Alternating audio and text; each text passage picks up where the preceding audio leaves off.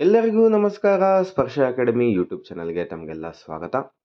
June ತಿಂಗಳ current affairs, ಇದರಲ್ಲಿ weekly current affairs ಮಾಡ್ತಾ ಇದ್ದೀರಿ.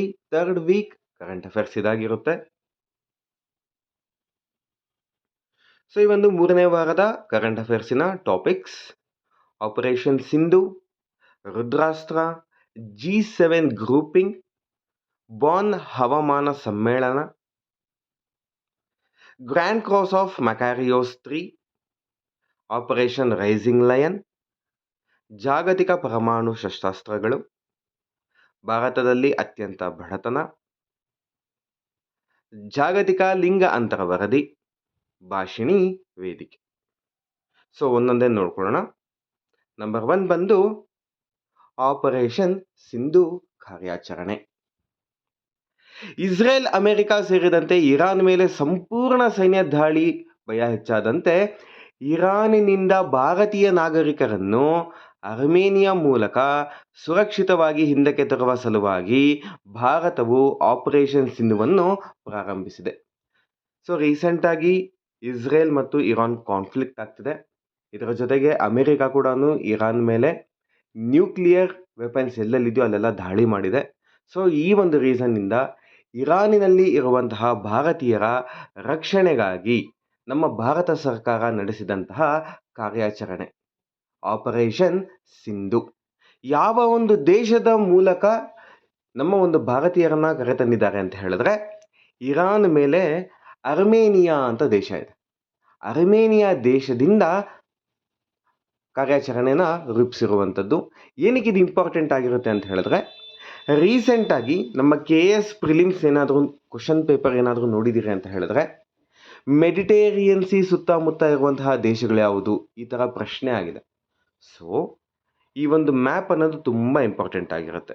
ಎಸ್ಪೆಷಲಿ ಯಾವುದು ಅಂತ ಹೇಳಿದ್ರೆ, ಸ್ಟ್ರೈಟ್ ಆಫ್ ಹಾರ್ಮುಸ್ ಕಣಿವೆ ಅಂತ ಹೇಳ್ತೀವಿ. ಈ ಹಾರ್ಮುಸ್ ಕಣಿವೆಯನ್ನು ನಿಲ್ಲಿಸಬೇಕು ಅಂತ ಇರಾನ್ ದೇಶ ಹೇಳಿರುವಂಥದ್ದು. ಸೊ ಈ ಒಂದು ಹಾರ್ಮುಸ್ ಕಣಿವೆ ಸುತ್ತಮುತ್ತ ಇರುವಂಥ ದೇಶಗಳು ಕೂಡ ಇಂಪಾರ್ಟೆಂಟ್ ಆಗಿರುತ್ತೆ.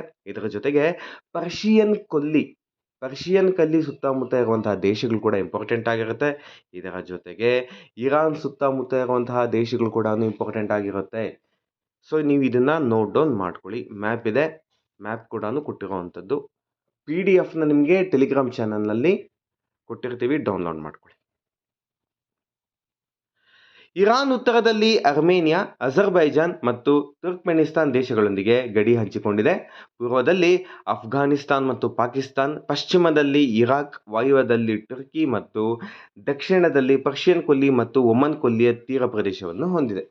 ಇದರ ಜೊತೆಗೆ ಬೇರೆ ಯಾವುದೆಲ್ಲ ಕಾರ್ಯಾಚರಣೆ ಭಾರತ ದೇಶ ಮಾಡಿರುವಂಥದ್ದು ಅಂತ ಹೇಳಿದ್ರೆ, ಆಪರೇಷನ್ ಕಾವೇರಿ ಯಾವಾಗ ಅಂತ ಹೇಳಿದ್ರೆ 2023. ಲೊಕೇಶನ್ ಬಂದು ಸುಡಾನ್. ಇದು ಬಂದು ಎವಾಕ್ಯುಯೇಷನ್ ಡ್ಯೂರಿಂಗ್ ವೈಲೆಂಟ್ ಮಿಲಿಟರಿ ಕ್ಲಾಶ್. ಸುಡಾನ್ನಲ್ಲಿ ಒಳಗಡೆ ಮಿಲಿಟರಿ ಗಲಭೆ ಆಯಿತು. ಆವಾಗ ಸುಡಾನ್ನಲ್ಲಿರುವಂತಹ ಭಾರತೀಯರನ್ನು ರಕ್ಷಣೆ ಮಾಡಿರುವಂಥದ್ದು. ಇದಕ್ಕೆ operation Kaveri.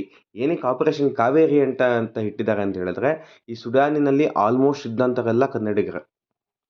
So ಕನ್ನಡಿಗರಿಗೋಸ್ಕರನೇ operation Kaveri ಅಂತ ಹೆಸರನ್ನು ಇಟ್ಟಿರುವಂಥದ್ದು. ಆಪರೇಷನ್ ಅಜಯ್ 2023. ಲೊಕೇಶನ್ ಬಂದು ಇಸ್ರೇಲ್ ಮತ್ತು ಹಮಾಸ್ದು ಕಾನ್ಫ್ಲಿಕ್ಟ್ ಆಯಿತು. ಆವಾಗ ಭಾರತೀಯರನ್ನು ರಕ್ಷಣೆ ಮಾಡಿರುವಂಥದ್ದು operation Ajay 2023. Operation Ganga 2022. Ukraine ಮತ್ತು ರಷ್ಯಾದ ಕಾನ್ಫ್ಲಿಕ್ಟ್ ಆಯ್ತಲ್ವಾ, ಉಕ್ರೇನ್ನಲ್ಲಿರುವಂತಹ ಭಾರತೀಯರನ್ನು ರಕ್ಷಣೆ ಮಾಡಿರುವಂಥದ್ದು. ಇದನ್ನು ಆಪರೇಷನ್ ಗಂಗಾ ಅಂತ ಹೇಳ್ತೀವಿ. ಆಪರೇಷನ್ ದೇವಿ ಶಕ್ತಿ 2021. ಅಫ್ಘಾನಿಸ್ತಾನ್ನಲ್ಲಿ ತಾಲಿಬಾನ್ ಅವರು ಅಫ್ಘಾನಿಸ್ತಾನ್ನ ಆಕ್ಯುಪೈ ಮಾಡಿಕೊಂಡ್ರು. ತಾಲಿಬಾನ್ ಗೌರ್ಮೆಂಟ್ ಸ್ಥಾಪನೆ ಮಾಡಿತು. ಆವಾಗ ಅಲ್ಲಿ ಗಲಭೆ ಉಂಟಾಯಿತು. ಆ ಗಲಭೆನಲ್ಲಿ ಭಾರತೀಯರನ್ನು ಕಾರ್ಯಾಚರಣೆ ಮಾಡಿದಂತಹ ಕಾರ್ಯಾಚರಣೆ ಇದಾಗಿರುತ್ತೆ, ದೇವಿ ಶಕ್ತಿ. ಆಪರೇಷನ್ ಸಮುದ್ರ ಸೇತು 2020. COVID-19 ಟೈಮಲ್ಲಿ ನಡೆದಂಥದ್ದು ಆಪರೇಷನ್ ಸಮುದ್ರ ಸೇತು. ಎಲ್ಲ ಕಡೆ ಬೇರೆ ದೇಶದಲ್ಲಿರುವಂತಹ ಭಾರತೀಯರನ್ನು ರಕ್ಷಣೆ ಮಾಡಿದ್ದು. ಆಪರೇಷನ್ ರಹಾತ್ ಯೆಮೆನ್ನಲ್ಲಿ ನಡೆದಂಥದ್ದು. ಅಲ್ಲಿ ಒಳಗಡೆ ಸಿವಿಲ್ ವಾರ್ ನಡೀತು ಯೆಮೆನ್ನಲ್ಲಿ. ಸೊ ಅವಾಗ ಮಾಡಿದಂತಹ ಕಾರ್ಯಾಚರಣೆ ಇದಾಗಿರುತ್ತೆ. Operation safe home coming Libya. So ಇದೇನಾಯಿತು ಅಂತ ಹೇಳಿದ್ರೆ, ಅರಬ್ ಸ್ಪ್ರಿಂಗ್ ಅಂತಾಯಿತು. ಆವಾಗ ಲಿಬಿಯಾ ಕಂಟ್ರಿನಲ್ಲಿರುವಂತಹ ನಮ್ಮ ಭಾರತೀಯರನ್ನು ರಕ್ಷಣೆ ಮಾಡಿದಂಥದ್ದು operation safe home coming. Next Rudrastra ನೋಡಿ, ಈ ರುದ್ರಾಸ್ತ್ರ ಅನ್ನೋದು ಡ್ರೋನ್ ಆಗಿರುತ್ತೆ. Rudrastra is a drone. Okay, ಈ ಡ್ರೋನ್ ಬಗ್ಗೆ ಸ್ವಲ್ಪ ಮಾಹಿತಿನ ನೋಡ್ಕೊಳ್ಳೋಣ. ಭಾರತೀಯ ಸೇನೆಯ ದೇಶದಲ್ಲೇ ಅಭಿವೃದ್ಧಿಪಡಿಸಿದ ಹೊಸ ಯುದ್ಧಭೂಮಿ ತಂತ್ರಜ್ಞಾನದ ಅದ್ಭುತ ರುದ್ರಾಸ್ತ್ರವನ್ನು ಯಶಸ್ವಿಯಾಗಿ ಪರೀಕ್ಷಿಸಿದೆ.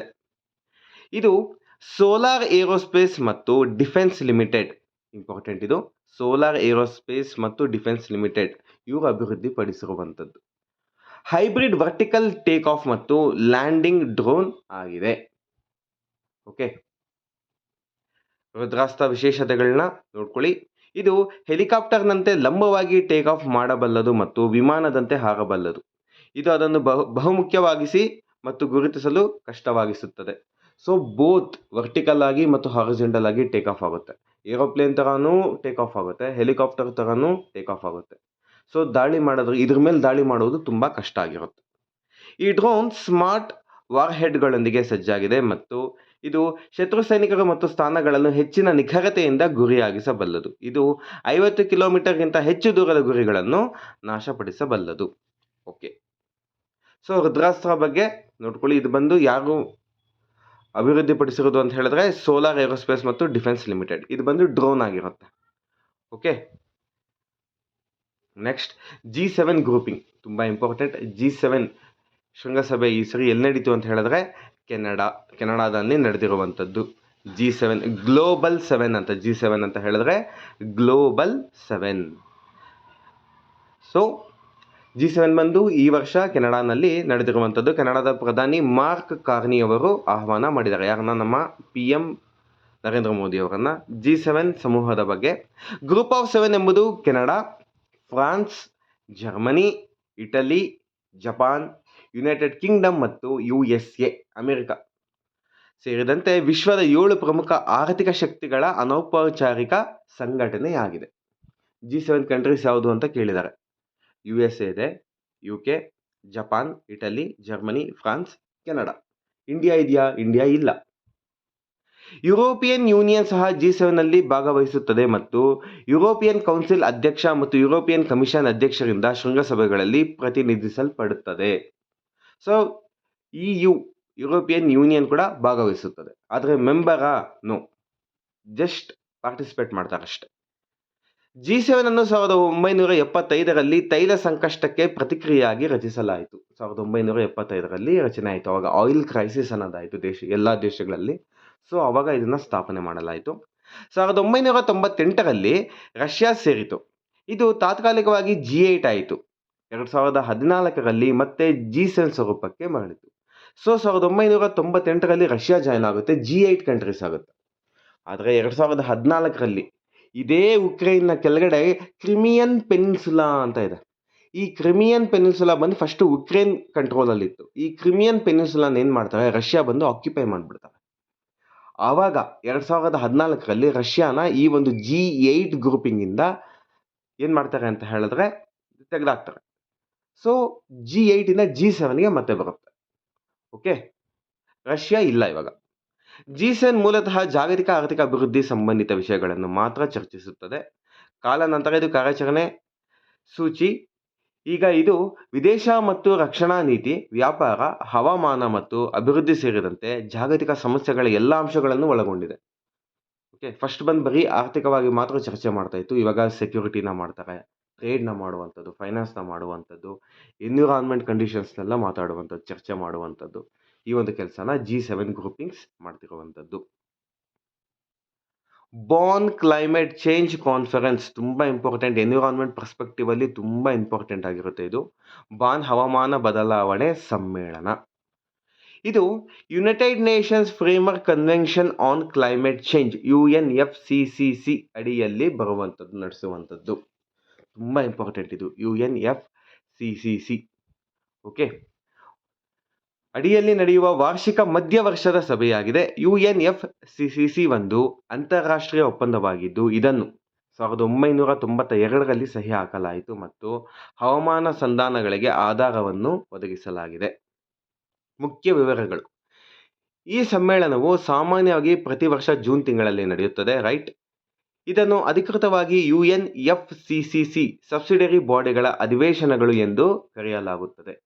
ಓಕೆ, ವಾರ್ಷಿಕ conference of the parties COP ಜೊತೆಗೆ ಇದು UNFCC ಆಯೋಜಿಸುವ ಏಕೈಕ ನಿಯಮಿತ ಹವಾಮಾನ ಶೃಂಗಸಭೆಯಾಗಿದೆ. ಇನ್ನೊಂದು ಏನು ಅಂತ ಹೇಳಿದ್ರೆ, ಈ ಒಂದು ಶೃಂಗಸಭೆಯಲ್ಲಿ ಏನೆಲ್ಲ ತೀರ್ಮಾನ ತಗೊಂತಾರೋ ಅದನ್ನ conference of parties COP 25 COP 21 ಅಂತೆಲ್ಲ ಬರುತ್ತಲ್ವಾ, ಅದರಲ್ಲಿ ಮೈನ್ ಡಿಸಿಷನ್ ಆಗಿ ತಗೊಳ್ತಾರೆ. ಸೊ ಇಲ್ಲಿ ಏನು ಡಿಸಿಷನ್ ಆಗುತ್ತೋ COP ಅಲ್ಲಿ ಕೂಡ ಅದೇ ಡಿಸಿಷನ್ ಆಗುವಂಥದ್ದು. SB ಸದಸ್ಯರು UNFCC ನಿರ್ವಹಣಾ ಸಂಸ್ಥೆಗಳು, ಸಹಾಯ ಮಾಡುವ ಸಮಿತಿಗಳು, ಸ್ಥಳೀಯ ಪ್ರತಿನಿಧಿಗಳು, ಅಂತಾರಾಷ್ಟ್ರೀಯ ಸಂಘಟನೆಗಳು, ವಿಜ್ಞಾನಿಗಳು ಮತ್ತು ಸಿವಿಲ್ ಸೊಸೈಟಿ ಪ್ರತಿನಿಧಿಗಳು ಈ ಸಭೆಯಲ್ಲಿ ಭಾಗವಹಿಸುತ್ತಾರೆ.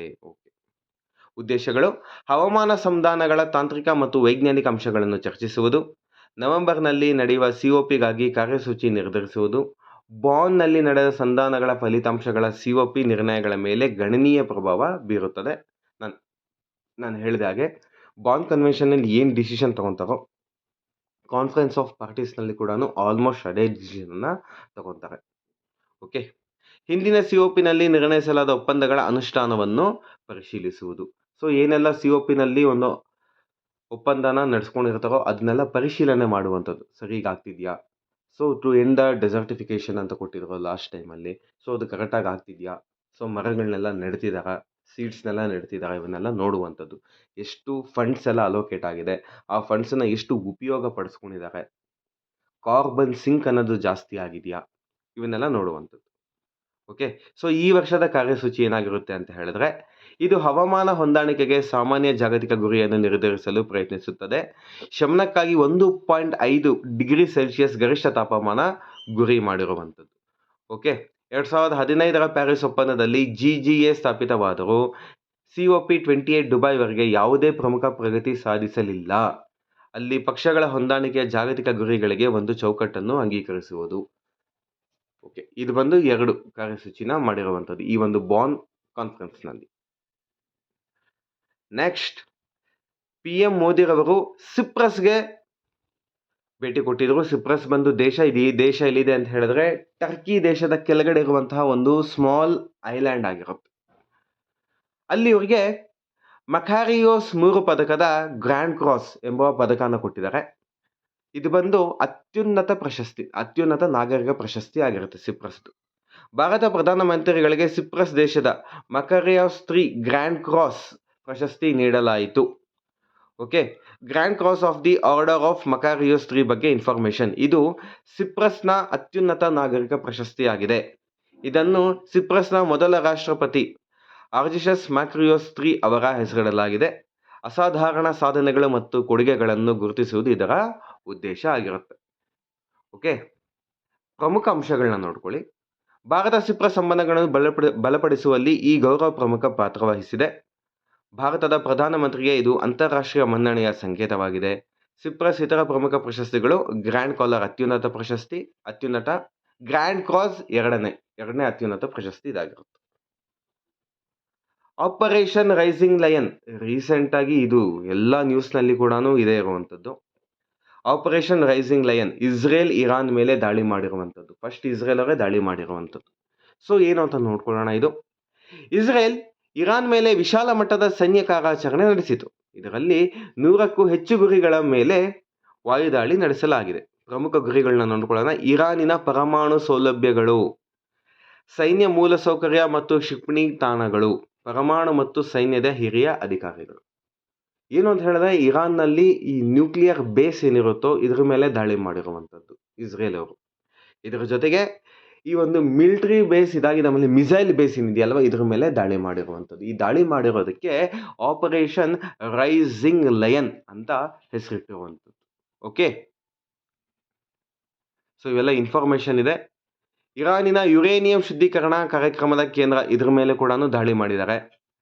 ಮತ್ತೆ ಅಧಿಕಾರಿಗಳ ಮೇಲೆ ದಾಳಿ ಮಾಡಿರುವಂಥದ್ದು major general Mohammad Bagheri, general Hossein Salami, ಇವ್ರ ಮೇಲೆ ಅವ್ರನ್ನ ಕೊಂದಿದ್ದಾರೆ. ಓಕೆ, ಮತ್ತೆ ಇತರ ಸೈನ್ಯ ಗುರಿಗಳು: ಉತ್ತರ ಇರಾನ್ ಒಂದು ಪರಮಾಣು ಸಂಶೋಧನಾ ಕೇಂದ್ರ ಮತ್ತು 2 ಸೈನ್ಯ ತಾಣಗಳು, ಬಿಡ್ ಕನೇಹ, ಟೆಹರಾನ್ ದಕ್ಷಿಣದಲ್ಲಿ ಕ್ಷಿಪಣಿ ಉತ್ಪಾದನಾ ಸೌಲಭ್ಯ ಇದಾಗಿರುತ್ತೆ, ಕರ್ಮನ್ಯಹ್ನ, ಮಧ್ಯ ಇರಾನ್ ಕ್ಷಿಪಣಿ ತಾಣ, ಟೆಹರಾನ್ ಸುತ್ತಲಿನ ಅನೇಕ ಸೈನ್ಯ ತಾಣಗಳನ್ನ ದಾಳಿ ಮಾಡಿರುವಂಥದ್ದು. ಇಸ್ರೇಲ್ ಈಗ ಏಕೆ ದಾಳಿ ಮಾಡಿತು ಅಂತ ಕೊಟ್ಟಿದ್ದಾರೆ. IAEA ನಿರ್ಣಯ. ಇರಾನ್ ಅದರ ಪರಮಾಣು ಬಾಧ್ಯತೆಗಳನ್ನು ಪಾಲಿಸುತ್ತಿಲ್ಲ ಎಂದು IAEA ಅಂತಾರಾಷ್ಟ್ರೀಯ ಪರಮಾಣು ಶಕ್ತಿ ಸಂಸ್ಥೆ ಘೋಷಿಸಿತು. ಕಳೆದ 20 ವರ್ಷಗಳಲ್ಲಿ ಮೊದಲ ಬಾರಿಗೆ ಇಂತಹ ನಿರ್ಣಯ ತಗೊಂಡಿರುವಂಥದ್ದು. ಓಕೆ, ಏನು ಅಂತ ಹೇಳಿದ್ರೆ ಯಾರಿಗೂ ಗೊತ್ತಿಲ್ಲದಿರಾನೆ ನ್ಯೂಕ್ಲಿಯರ್ ಬಾಂಬ್ಸ್ ಆಗಿರ್ಬೋದು, ನ್ಯೂಕ್ಲಿಯರ್ ಮಿಸೈಲ್ಸ್ನಾಗಿರ್ಬೋದು ತಯಾರಿ ಮಾಡ್ತಾ ಇದ್ರು ಇರಾನ್ ಅವರು.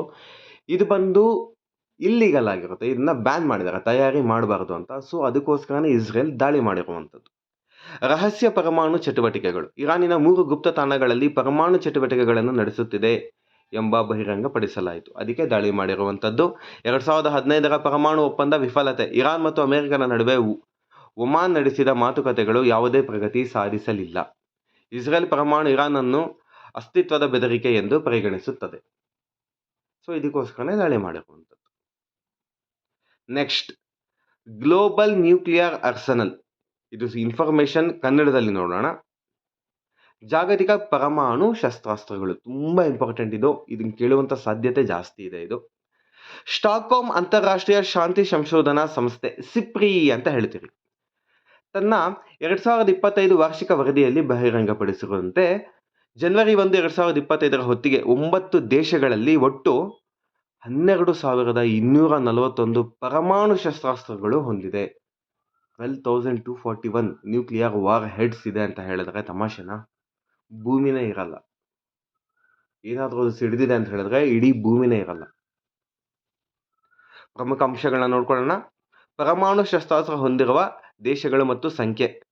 ಅತಿ ಹೆಚ್ಚು ಯಾವ ದೇಶದಲ್ಲಿ ಇದೆ ಅಂತ ಹೇಳಿದ್ರೆ ರಷ್ಯಾನಲ್ಲಿ 5,459 ಪರಮಾಣು ಶಸ್ತ್ರಾಸ್ತ್ರಗಳು ಇರುವಂಥದ್ದು. ಅತಿ ಹೆಚ್ಚು ರಷ್ಯಾನಲ್ಲಿ ಇರುವಂಥದ್ದು. Next, America 5,177. ಈ 2 ದೇಶಗಳು ಸೇರಿದ್ರೆ 95% ಆಗ್ಬಿಡುತ್ತೆ. ಇನ್ನೆಲ್ಲ ದೇಶಗಳೆಲ್ಲ ಸೇರಿ ಒಂದು 5% ಇರುತ್ತೆ ಅಷ್ಟೇ. ನೆಕ್ಸ್ಟ್ ಬಂದು ಚೀನಾ 600 ಇದೆ, ಫ್ರಾನ್ಸ್ 290, ಯುನೈಟೆಡ್ ಕಿಂಗ್ಡಮ್ 225. ಭಾರತ ನೋಡ್ಕೊಳ್ಳಿ, ತುಂಬಾ ಇಂಪಾರ್ಟೆಂಟ್ ಈ ವರ್ಷದ್ದು 180 ಇದೆ. ಇಷ್ಟು ದಿನ ಭಾರತ ಹತ್ರ 135 ಇತ್ತು. ಸೊ ಭಾರತ ಕೂಡ ನ್ಯೂಕ್ಲಿಯರ್ ಒಂದು ಮಿಸೈಲ್ಸ್ ಆಗಿರ್ಬೋದು, ನ್ಯೂಕ್ಲಿಯರ್ ಬಾಂಬ್ಸ್ ಆಗಿರ್ಬೋದು, ಇದನ್ನ ಜಾಸ್ತಿ ಮಾಡ್ತಿದೆ. ನಾವು ಕೂಡ ಜಾಸ್ತಿ ಮಾಡ್ಕೊತಾ ಇದ್ದೀವಿ.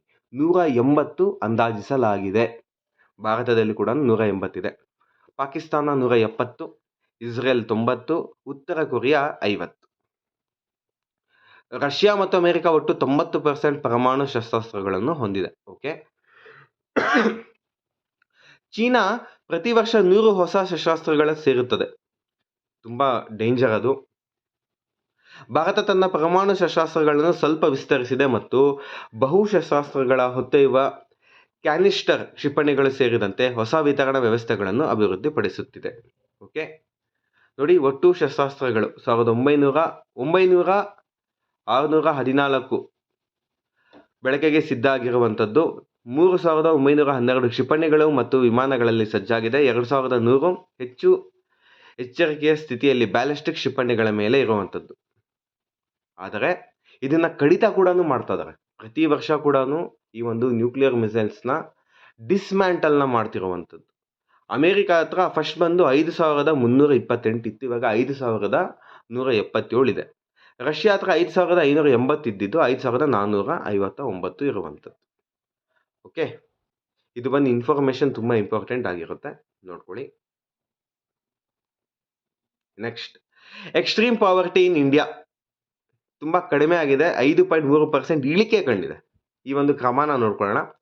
ಭಾರತದಲ್ಲಿ ಅತ್ಯಂತ ಬಡತನ 5.3% ಇಳಿದಿದೆ.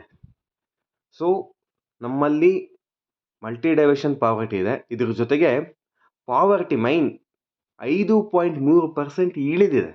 ಇದು ತುಂಬಾ ಖುಷಿ ಪಡಬೇಕಾಗಿರುವಂತಹ ವಿಚಾರ ಇದು. ವಿಶ್ವ ಬ್ಯಾಂಕಿನ ಹೊಸ ಅಂದಾಜಿನ ಪ್ರಕಾರ ಭಾರತದಲ್ಲಿ ಅತ್ಯಂತ ಬಡತನ, ಎಕ್ಸ್ಟ್ರೀಮ್ ಪಾವರ್ಟಿ ಅಂತ ಹೇಳ್ತೀವಿ, 2011-12 27.1% ರಿಂದ 2022-23ರಲ್ಲಿ 5.3%ಗೆ ಕುಸಿದಿದೆ.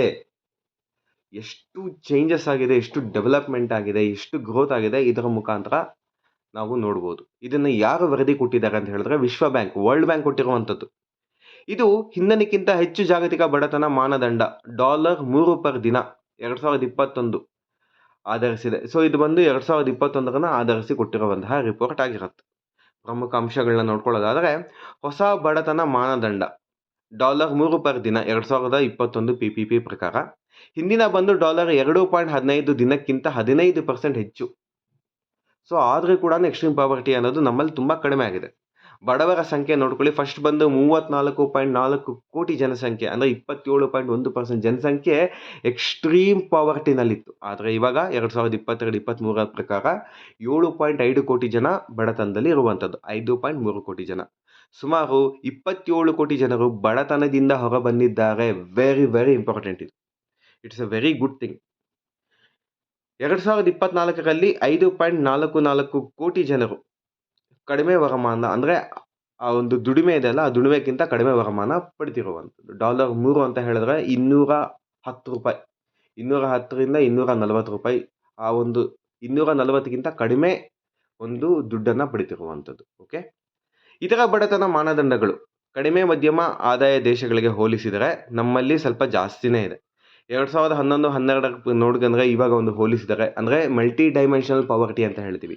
ಮಲ್ಟಿ ಡೈಮೆನ್ಷನಲ್ ಪಾವರ್ಟಿ 2011-12 ಪ್ರಕಾರ 57.7% ಇತ್ತು. ಇವಾಗ ಬಂದು 22-23 ನೋಡ್ಕೊಳ್ಳೋದಾದರೆ 23.9% ಇರುವಂಥದ್ದು.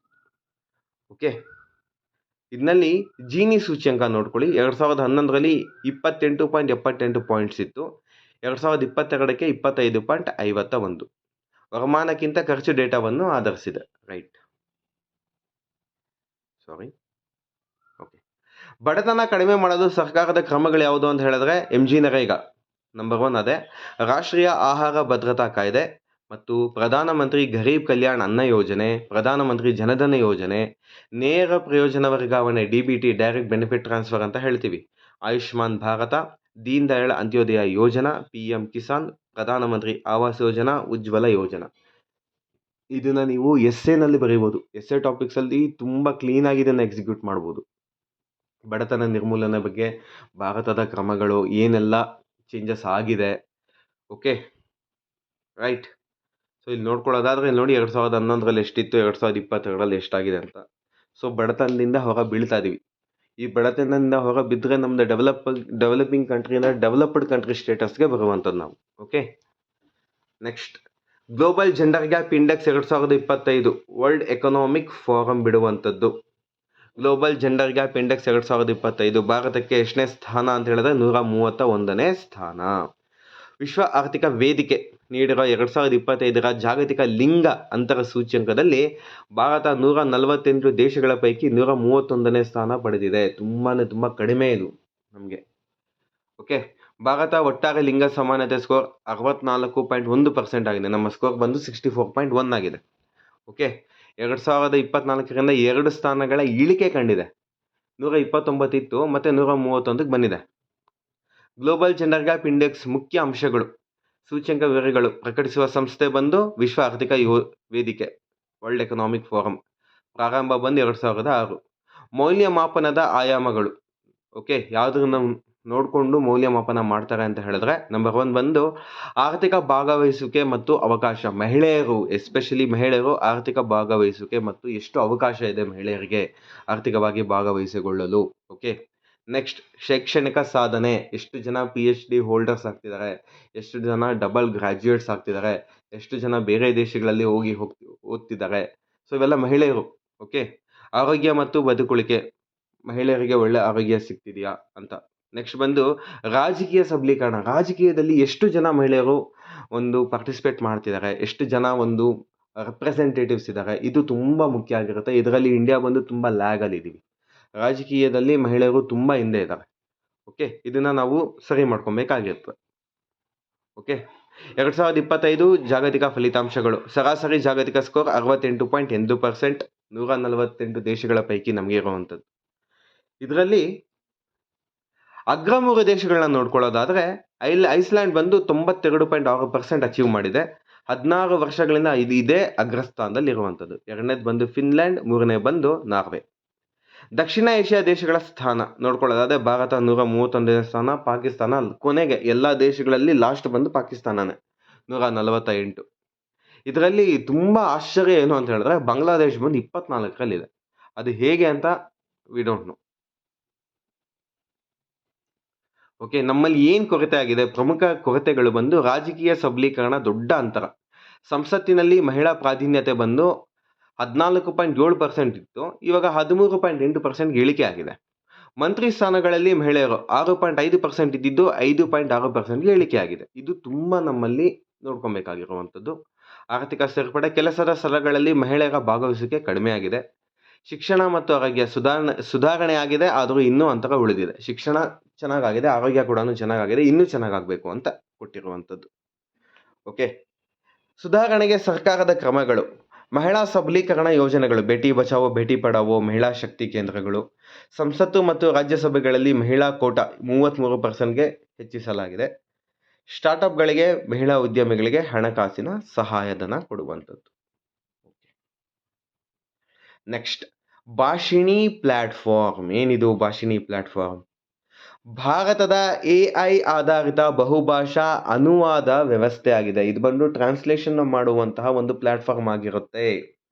ಭಾಷಿಣಿ, ಭಾಷಾ ಇಂಟರ್ಫೇಸ್ ಫಾರ್ ಇಂಡಿಯಾ ಎಂಬುದು ಎಲೆಕ್ಟ್ರಾನಿಕ್ಸ್ ಮತ್ತು ಮಾಹಿತಿ ತಂತ್ರಜ್ಞಾನ ಸಚಿವಾಲಯ, okay, ministry of electronics and information ಅಭಿವೃದ್ಧಿಪಡಿಸುವ ಕೃತಕ ಬುದ್ಧಿಮತ್ತೆ AI ಆಧಾರಿತ ಬಹುಭಾಷಾ ಅನುವಾದ ವೇದಿಕೆ ಇದಾಗಿರುತ್ತೆ. ಇದನ್ನು ರಾಷ್ಟ್ರೀಯ ಭಾಷಾ ಅನುವಾದ ಮಿಷನ್ ಅಡಿಯಲ್ಲಿ ರೂಪಿಸಲಾಗಿದೆ.